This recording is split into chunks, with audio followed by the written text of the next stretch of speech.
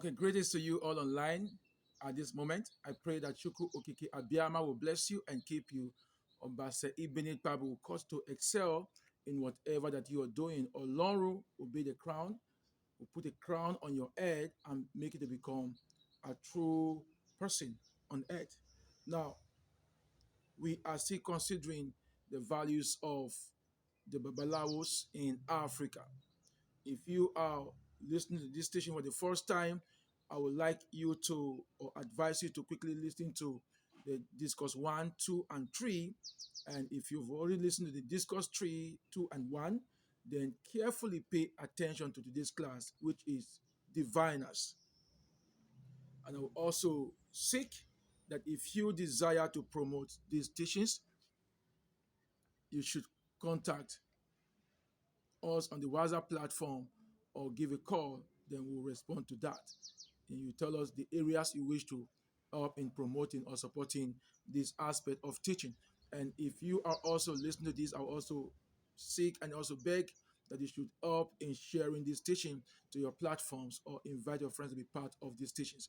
We are looking at who a diviner is today. So please carefully pay proper attention. In our previous class, we considered the ritual elders, we consider the ritual elders and using the biblical context to supporting that discourse. We saw the ritual elders in the Bible, and we also said the Africans also have their ritual elders. So today we're looking at who a diviner is. Who is a diviner? Now, a diviner is someone who practices divination. A diviner is someone who practices divination. So I will give you that in a simpler form. So, but in the course of discussing, you might decide to describe or to define who a diviner is if you understand to this station properly. But for now, a diviner is someone who practices divination. So, do you accept that this definition should be okay for you for now? A diviner is someone who practices divination. I think that should be okay for you right now. So if that is true, if you do accept that this definition of who a diviner is okay, then let us see who or what is divination first. Let's look at the word divination first. Divination first. Now, what is divination? Now, according to the BibleReasons.com, divination is seeking knowledge of the future by supernatural means. To seek knowledge of the future using a supernatural means, that is divination. Or I could say is an act of communicating with the supernatural in order to gain access to specific or special knowledge. Is an act of communicating with the supernatural in order to gain access to special knowledge. Such is what is called divination. This particular practice was prohibited by Yahweh, the Jewish God, in Leviticus 19. If you study Leviticus 19, you will notice that there is a particular verse that says you must not try to tell the future by science or black magic. That is a translation that has that word black magic. Your translation may have a different form to qualify that, but they were prohibited not to do that. Do not go to the mediums of fortune tellers for advice, or you will become unclean. I am the Lord your God. So Yahweh prohibited the Jewish people from carrying out divination. Remember, I said divination is an act or a practice of communicating with the supernatural to have access to specific or special knowledge. And I said a diviner is someone who practices divination. Now, if you study Deuteronomy chapter 18, verse 9 to 15, you will also see that this act was prohibited. This same prohibited act happens to be one of the fundamental elements that forms the religiosity of the Jews or the Jewish people. The Jewish people, this act of prohibition or this particular practice of communicating with supernatural to gain access to special knowledge, that particular practice that was prohibited in the Jewish land by Yahweh happens to be one of the fundamental elements that forms the religiosity of the Jewish people.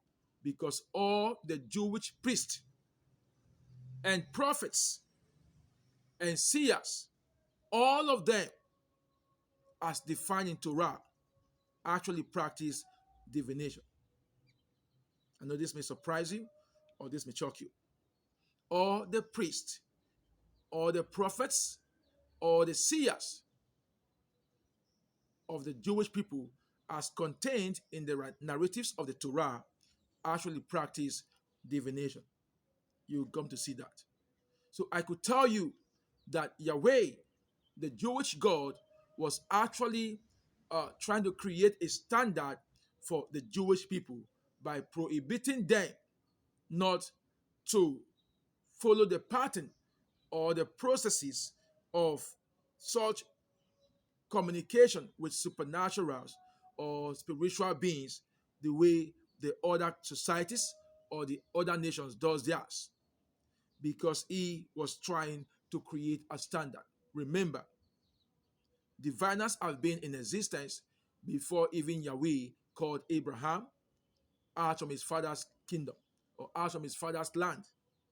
Before Yahweh called Abraham out from that place, diviners were already in existence. Remember that Terah, Abraham's father, was also a worshiper of certain gods before Yahweh called him.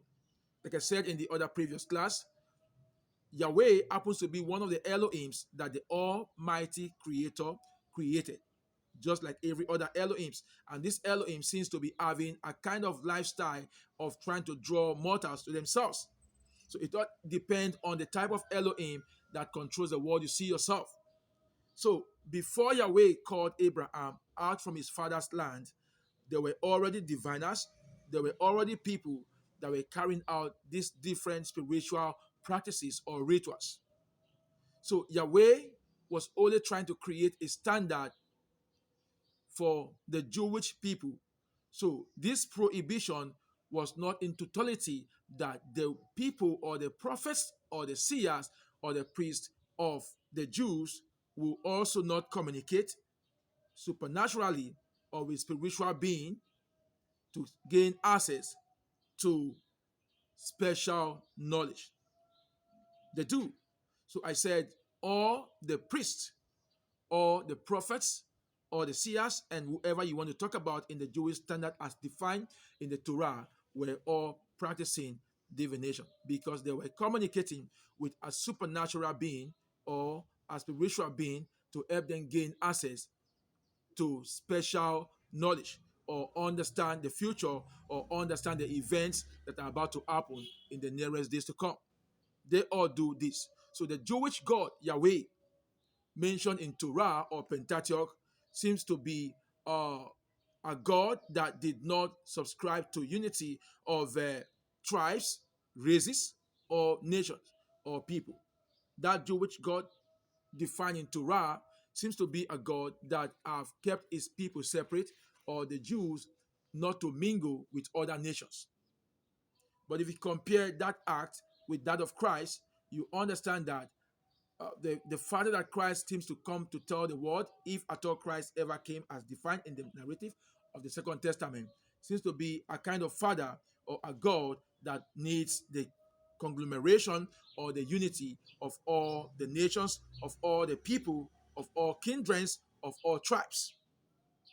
But the one mentioned in Torah or Pentateuch seems to be separating or segregating the Jewish people from the other tribes or kindreds or nations or societies that we have. Now, Yahweh defined in the Torah was only trying to create a standard for the Jewish people. So you must first understand that it is not as if there were no diviners in the land of Israel. There were diviners because all the prophets, or the priests, and the seers of the ancient Jews all practice divination. That you must first understand. So, and you could see also that the type of life that Yahweh, the Jewish God, tried to put in the people of Israel was the type of life they kept on living all through the days, even in the era of Christ and after the era of Christ. The Jews have always made themselves separate and special from other set of people. And this could be one of the reasons why the Europeans or the enslavers or the colonizers choose to come with the Torah or the book of these people, of the Jewish people, to present to the Africans. So they have always tried to make themselves separate and unique from other people, believing that other people do not understand or do not serve the true God, that they are the only ones serving the true God. And that is a big lie. That would be the biggest mistake or error that an African child will be committing, to thinking that his parents or ancestors never served the true God. Not until when the Jewish God or the Bible was introduced to the Africans by the colonizers or the enslavers. That you must understand. You should also understand that by the standard of history and philosophy, the Europeans or the enslavers or the colonizers never brought the Bible to the African for better purpose. They only did that so that they can subdue the minds or the actions or the strength of the Africans for them to have access to their wealth. But since the Africans have accepted that religion and that sacred book or the Bible, I won't say that you cast out away that book, but we want to help you understand here in Afrotheology that there were diviners in Africa, and there were diviners before even Yahweh called Abraham out from his father's land. And the diviners in Africa were actually getting the right source or the right information from the true God, from the creator of mankind, through the different channels that they were using. So it should be clear to you, or it should be clearly put to you, that the Almighty Creator is not a Jew. The Almighty Creator is not a Jew, is not a Nigerian, is not a Ghanaian, is not from Europe. He is a God of all nations. He is a God of all kindred. He is not to be tied to only one particular nationality. The Creator is not tied to only one particular nationality. After all, we have said of his quality to be a God who is everywhere at the same time. So he cannot be tied to one particular nation or be tied to one particular people. He is everywhere, and because he is everywhere, in the ancient time, even right now, people have their different ways of giving worship and having access to his knowledge. So you must understand that. You must understand that. So Yahweh could be the God of the Jews. Yahweh could be tied to the Jewish nation alone, but the Almighty Creator is not tied to the Jewish nation alone. He is a God who created mankind and everything therein in this world. So he is a God to everyone that we have, every nation that we have in this world. He is a God to everyone, not just one particular person. You must understand that. You must understand that. So diviners have been in existence in our different ancient times.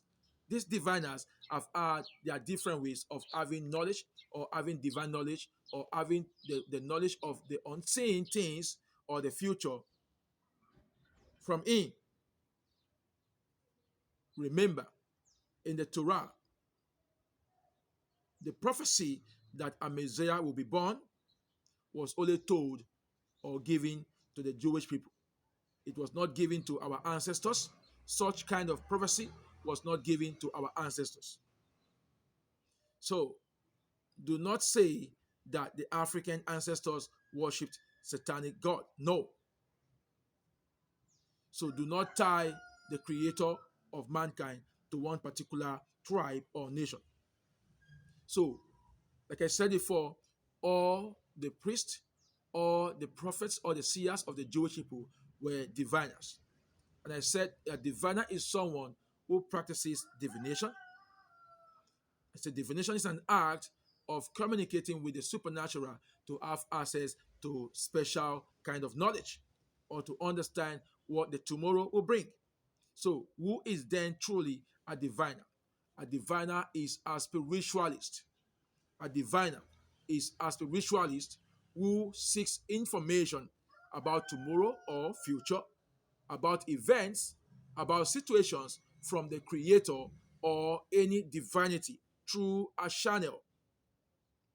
A diviner is a spiritualist who seeks information about tomorrow or the future, about events, about situations in life from the creator or any divinity through a channel.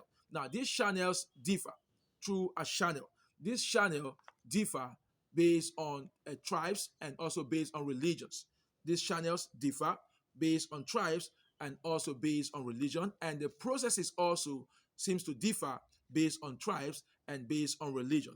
But the aim or the objective of divination seems to be the same because every diviner seek to understand the future or seek to understand a particular event or situation. So whatever process that you are taking, whatever religion that you see, and you have your own different process of doing these things, the objective or the aim of all divination is the same. All diviners seek to find out what mortal do not understand using these different channels. Now, these channels have different ways they are called. In the Yoruba land, it is called the Ifa. The Yoruba land calls the channel Ifa. So the priest uses the Ifa to seek special kind of knowledge from the supernatural world. So the Yoruba calls the Ifa, and the Jews calls theirs effort. The Jews, the priests, the prophets, the seers in the Jewish land uses the effort as a channel to seek or to have a special kind of information from Yahweh or from the Creator. Now, the Christians call theirs Jesus Christ. The Christians call theirs Jesus Christ because Jesus Christ is the way as defined in the Second Testament. It says, He is the way that you can have access to the Father. So, if you want to have access to the Father as a Christian, you need to use the channel which is called Jesus. So, the Ifa, the ephod, Jesus might just be the same thing, but writers choose to put them to us in different forms. So, the Europeans or whoever that is involved in trying to put down the Second Testament, one could say they must have gotten this idea from the different traditional backgrounds and putting them in together and trying to personify that channel to be Jesus. So, but don't forget that I said the Yoruba called theirs Ifa, the Jew called theirs Ephod, and the Christians called theirs Jesus. So we could say that these channels, the channel used is the God of divination. So the Ifa is the God of divination, Ephod is the God of divination, Christ is the God of divination. So you need to pass through them to have access to whatever knowledge that you want to have, or whatever event that is going to happen in the future, you want to have access to it, then you should pass through the channel that you are having at hand to use as a process to have this knowledge. So a diviner could also use, okay, before you should understand this, that you before you call other people diviners, do you think you're already a diviner too? Because you have a channel you passes through. You believe, as a Christian, you believe you cannot have access to the Almighty Creator directly. You must go through Christ. And you also have the mentality that whoever does not go through Christ as a channel is not doing the right thing. That's what you have too. Isn't it so? That whoever does not go through Christ as a channel to reach at the Almighty Creator is not doing the right thing, and he will not be in the right place if he dies. That is your mentality. So, but you should have it today that different societies, different people, different religions have their different channels that they believe they could use to have access to special knowledge that is coming from the Almighty Creator. Because the Almighty Creator is not a God that is to be tied or confined to a particular nationality. He is a God of all people. Now, a diviner could also use things like totems, special oil, special water, candles, gorge,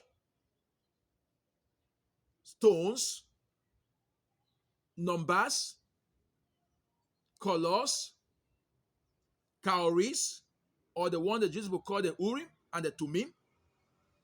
These are some of the things that a diviner will use when carrying out his ritualistic process. Remember, there is a process to it. You don't just speak out your mind to the channel and you just get the result immediately. There's a process for you to follow to help you get effective result. Biblical examples of divinations. Biblical examples of divination. Number one that we could only look at today is David himself and the prophet Abiathar. David himself and the prophet Abiathar in 1 Samuel chapter 23 verse 9 to 12. 1 Samuel chapter 23 verse 9 to 12 and 1 Samuel chapter 30 verse 7 to 8. 1 Samuel chapter 30 verse 7 to 8. One of the scripture talks about when Saul was about to attack David. David told Abiathar to bring to him the ephod. And when he brought the ephod, David consulted the Lord through the ephod, and the Lord told him what would be the next step to do. In the 2 Samuel chapter 30, his wives and his children and the people in the camp were all captured when they went out. And he needed to ask Abiathar to bring to him the ephod for him to carry out his ritualistic process. And when he did, he was asked by Yahweh to pursue. He will overtake them and he will conquer and collect back or retrieve his family and whoever had been captured. Now, I want to believe that you have never asked yourself if Yahweh, the Jewish God, spoke or replied David from the space or the atmosphere or from heaven or through the effort.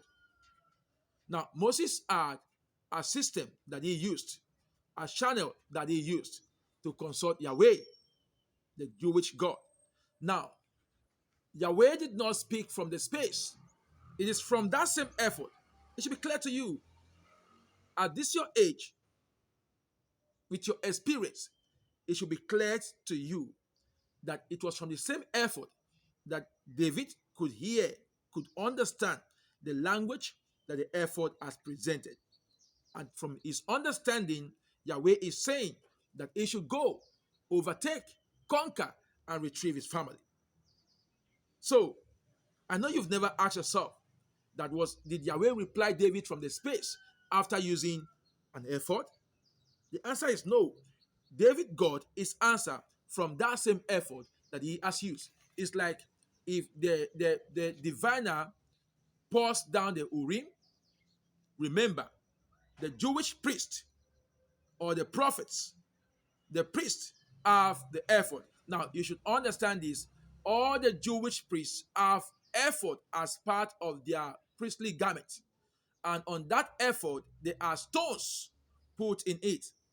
There are stones, there are two pockets on that effort that are the stones indeed. One of the stones is called the Urim, and the other one is called the Tumim.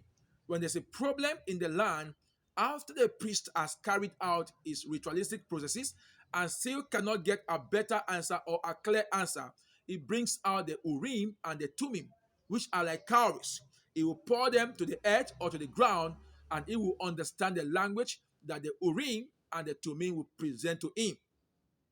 It's not as if Yahweh will speak from the space. The priest will understand the language the Urim and the Tumim will present to him. That is the standard. So all the priests in the Jewish land have the ephod as a clothing put on them. It forms part of their garment. Exodus chapter 25 verse 7. Exodus chapter 25 verse 7. Exodus chapter 28 verse 4. Exodus chapter 28, verse 4, and First Samuel chapter 2, verse 18 and verse 28 will help you understand better. Then we also have the effort that is not on the garment, that is not part of the garment directly. Effort as a calf or as a totem or an object kept aside, or as a deity used by the priest also. That was the one that David demanded, not the garment, not for him to wear the garment. No, the effort that David demanded was not the one that he's going to put on his body, but was the one that was given to him as object or as a deity or as a god for him to consult to get a better knowledge about his life or about the future. So what Abiathar brought to David was not his garment that he gave to David. No, it was the totemic or the object form of the effort that was brought to him. You could also see that. You could also see that in Judges chapter 8, verse 27. Judges chapter 8, verse 27, and Judges chapter 15. Judges chapter 8, verse 27 talks about Gideon making an effort and keeping it at the open for the Jewish people to render worship to Yahweh through that effort. Judges chapter 17, verse 5 also talks about the effort. So you should understand we have the effort that form part of the priestly garment, and we also have the effort that is out as an object. And the two were being used by the Jewish people. I hope you're not confused here.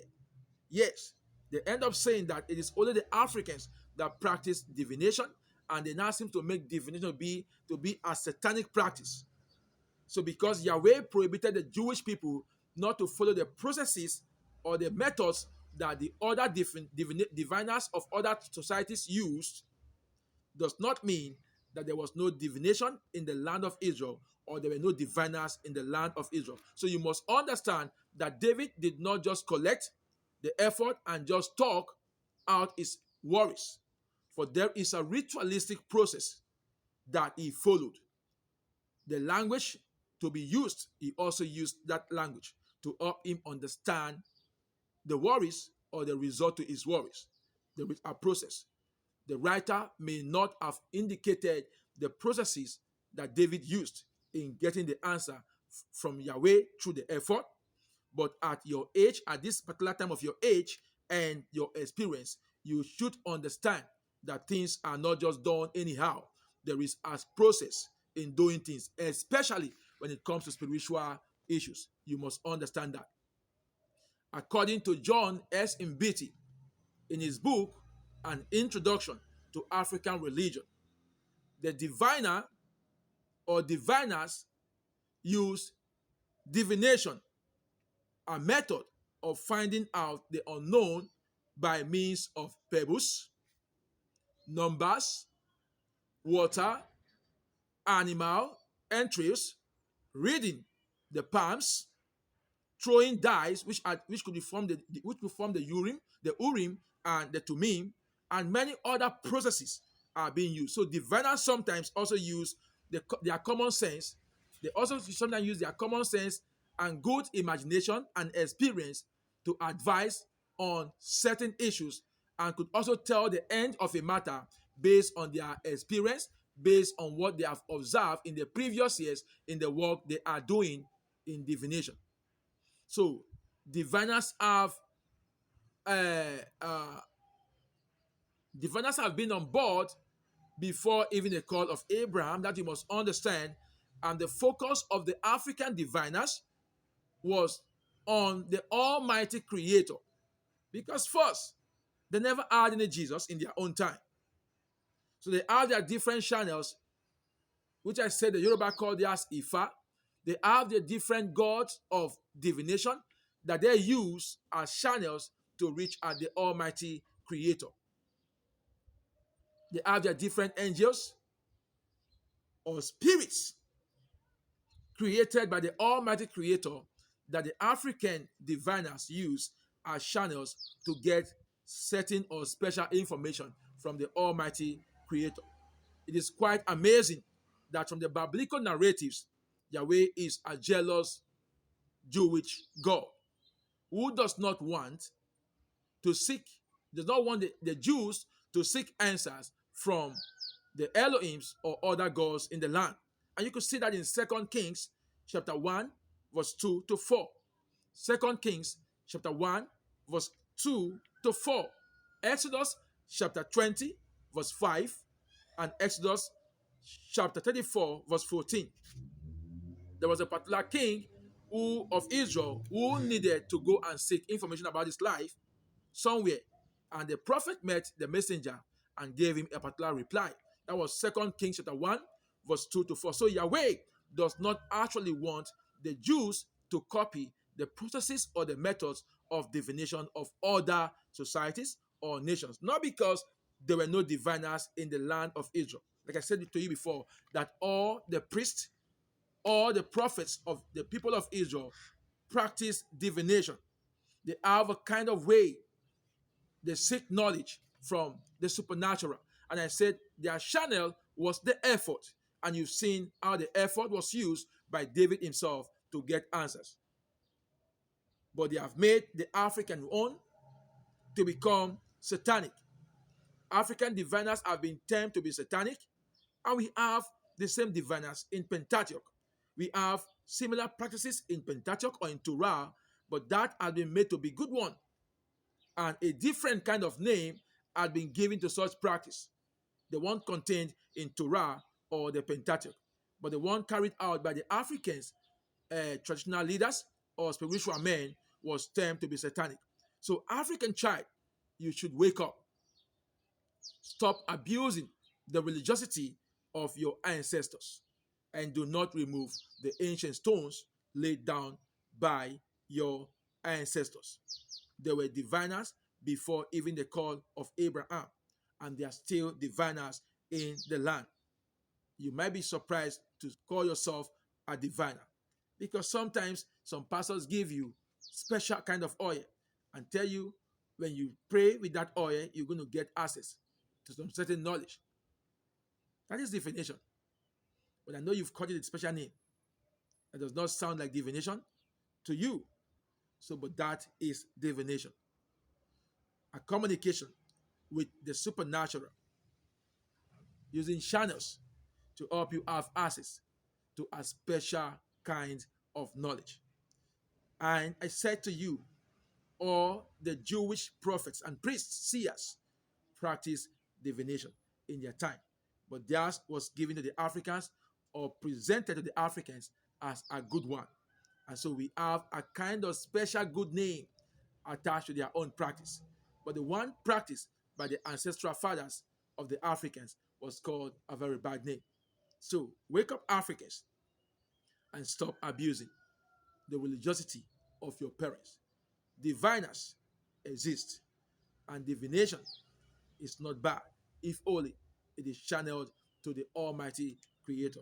Like I said in the previous class, just as we have good religious leaders, we also have bad religious leaders. There is no doubt we have bad diviners, but not all diviners use that bad method you're talking about.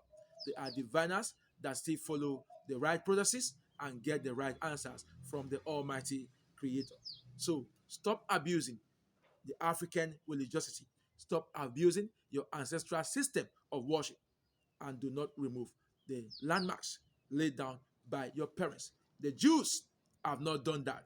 That is why today even the African child could pray because of alienation method on them, could pray and say, the God of Abraham, the God of Isaac, the God of Jacob, referencing the ancestors of the Jews. But you find it difficult to pray in the God of your own fathers. It is what they have put in your head that is affecting you right now. It is what they have put in your head that is affecting you. Wake up, Africa. Divination is also practiced in the ancient Jewish land. See you in our next other class. We shall be looking at the mediums. Don't forget to share these teachings. And if there's any way you wish to promote or support these online classes, please communicate with us on the WhatsApp platform or call. We'll respond to your call. Thank you and remain blessed. May Shuku